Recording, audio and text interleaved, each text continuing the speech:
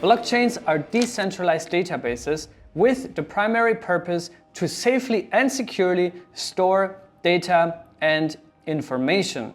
Blockchains are there to keep track of what actually happens. Think of an Excel sheet, yet fully immutable and fully decentralized. What are the biggest blockchains today? The biggest blockchain, of course, is Bitcoin. Bitcoin is the first protocol that actually has proven that blockchain technology can work.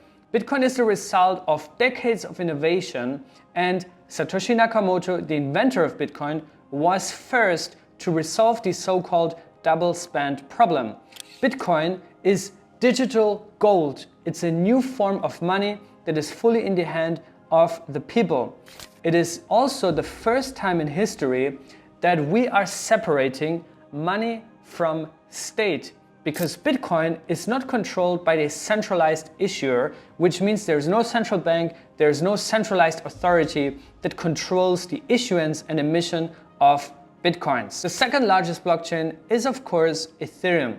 And Ethereum invented the concept of smart contracts. Smart contracts basically allow the creation of automated, decentralized contracts to interact with one another in a seamless way. Ethereum launched 6 years after Bitcoin, namely in 2015, and is designed to be scalable, programmable, secure, and decentralized. However, the problem with Ethereum is that it is also too slow and too expensive to use, which prices out a lot of developers and prices out a lot of retail users. In addition to that, Ethereum also does not focus on interoperability and sovereignty. And that is exactly where Cosmos comes in. So what is Cosmos and what is the AppChain thesis?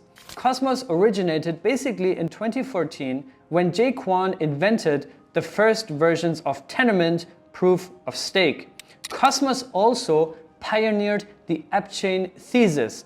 AppChains basically say that instead of having one single blockchain on which everything is being built on top of, you have different applications that reside on their own chain.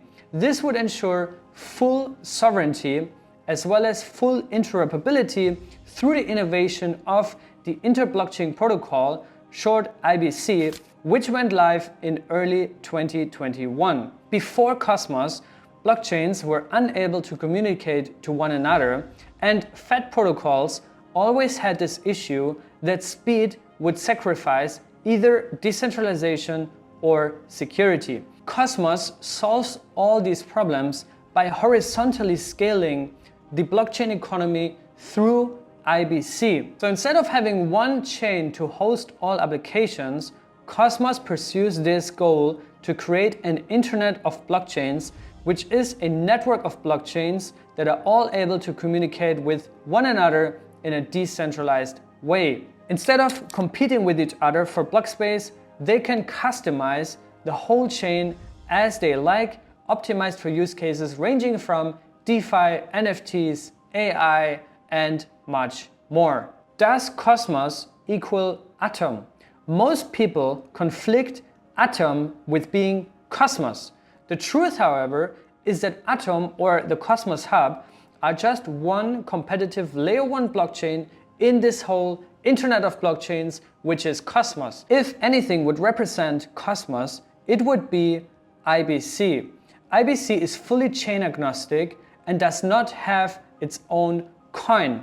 It's a fully credibly neutral public good that is out there for chains to be implemented to enable this seamless interoperability. So what then is the whole purpose of the Cosmos Hub and Atom? Cosmos Hub is a voluntary shelling point that does not enforce any dependencies to any other Cosmos network. However, the Cosmos Hub is positioning itself to be an interchain service provider and add value to other networks in the IBC economy, such as providing services like security or liquidity, which would also strengthen Atom's role as interchain money or interchain capital.